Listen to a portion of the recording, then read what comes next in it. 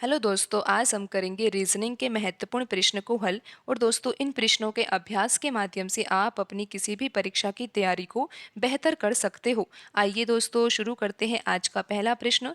दोस्तों, यहाँ पर प्रश्न में दिया हुआ है कि यदि 841 बराबर 3, 633 बराबर 5 तथा 425 बराबर 7 हो तो 217 बराबर क्या होगा। तो दोस्तों, हमें यहाँ पर ये पता लगाना है कि ये प्रश्न चिन्ह के स्थान पर कौन सी संख्या आएगी दिए गए ऑप्शन में से।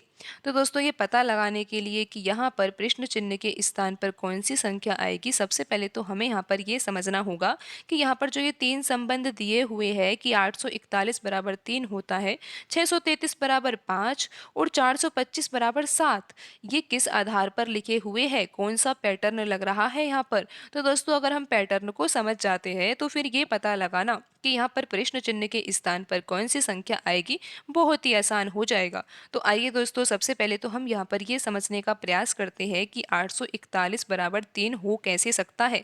तो दोस्तों, पहले तो आप स्वयं इस प्रश्न को हल करके देखिए, उसके बाद वीडियो में सॉल्यूशन को भी देखें, क्योंकि दोस्तों आप रीजनिंग का अभ्यास कर रहे हो तो अभ्यास में ये ज़रूरी होता है कि पहले स्वयं प्रयास किया जाए और आप ये भी पता लगा सके कि आपकी तैयारी कितनी मजबूत है, कितनी अच्छी तैयारी है आपकी, कि आप कोई से भी प्रश्न को देखकर कितनी आसानी से हल कर पा रहे हो, या फिर अभी भी आपको ज़्यादा दिमाग लगाने की आवश्यकता है, या फिर आप कितना समय लगा पा रहे हो एक प्रश्न को हल करने का। तो दोस्तों, आपको परीक्षा से पूर्व ही ऐसे प्रश्नों का अभ्यास तो करना ही चाहिए जो परीक्षा में पूछे गए प्रश्न हैं। अगर दोस्तों ऐसा प्रश्न परीक्षा में पूछा जाता है तो फिर आप उस प्रश्न को हल करते हो तो ज़्यादा समय लगेगा आपको, और फिर दोस्तों ऐसी स्थिति में तो कम प्रश्न ही हल कर पाओगे आप, और दोस्तों सिलेक्शन होने के बहुत कम चांस होंगे। तो दोस्तों, आपको पहले तो स्वयं प्रयास करना चाहिए इन प्रश्नों को हल करने का।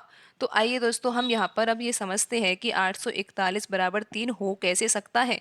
तो दोस्तों, अब तक तो आपने पता लगा ही लिया होगा कि ये आंसर कैसे आ रहा है। अगर नहीं पता लगाया है तो दोस्तों वीडियो में पूरा देखें आप भी कि किस तरह से यहाँ पर इसका सॉल्यूशन आ रहा है। तो दोस्तों, 841 लिखा हुआ है, यहाँ पर पहला अंक है 8, दूसरा अंक है 4 और तीसरा अंक है 1। इन्हीं तीनों अंकों के द्वारा हमें 3 को प्राप्त करना है। तो दोस्तों, करना क्या है, लेकिन यहाँ पर दोस्तों, यहाँ पर जो पहली संख्या 8 लिखी हुई है, इसमें आपको दूसरी संख्या से भाग देना है। दोस्तों, अगर 8 में 4 से भाग दिया जाता है तो क्या आता है, 2 आता है। और दोस्तों, तीसरे अंक को आपको यहाँ पर जो भागफल आया है 2, उसमें जोड़ देना है, और 2 और 1 को जोड़ने पर 3 आ रहा है। समझे दोस्तों किस तरीके से आंसर आया है। दोस्तों, यहाँ पर आप देख सकते हो कि 841 बराबर 3 लिखा हुआ था, तो करना क्या है, जो पहला अंक है और जो दूसरा अंक है उसमें क्या संबंध लगाना है।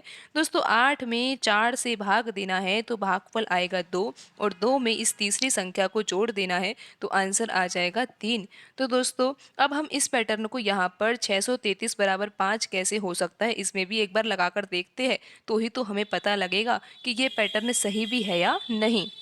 दोस्तों, करना क्या है यहाँ पर, दोस्तों यहाँ पर 6 है, यहाँ पर दूसरा अंक 3 है, तो 6 में दोस्तों 3 का भाग देना है, पहले अंक में दूसरे अंक से भाग देना है, तो भागफल दोस्तों यहाँ पर 2 आता है, और इसी 2 को आपको यहाँ पर तीसरे अंक में जोड़ देना है। तो 2 में 3 जोड़ेंगे तो कितना आ जाएगा, 5 आ जाएगा, और यही 5 यहाँ पर लिखा हुआ है। तो दोस्तों, यहाँ पर अब हम यहाँ पर भी लगाकर देख लेते हैं कि 425 बराबर 7 आ भी रहा है या नहीं। तो दोस्तों, यहाँ पर क्या करेंगे, हम 4 है और 2 है, 4 में 2 से भाग देंगे तो यहाँ पर दोस्तों भागफल आएगा 2, और 2 में इस 5 को जोड़ देंगे तो आंसर आ जाएगा दोस्तों 7। तो दोस्तों, अब हम यहाँ पर ये भी पता लगा ही लेते हैं कि प्रश्न चिन्ह के स्थान पर कौन सी संख्या आएगी। करना क्या है दोस्तों, 2 में 1 से भाग देना है तो क्या आएगा, भागफल। भागफल दोस्तों यहाँ पर 2 आएगा, और 2 में आपको ये 7 जोड़ना होगा। 2 में 7 जोड़ेंगे तो दोस्तों कितना आ जाएगा, 9 आ जाएगा।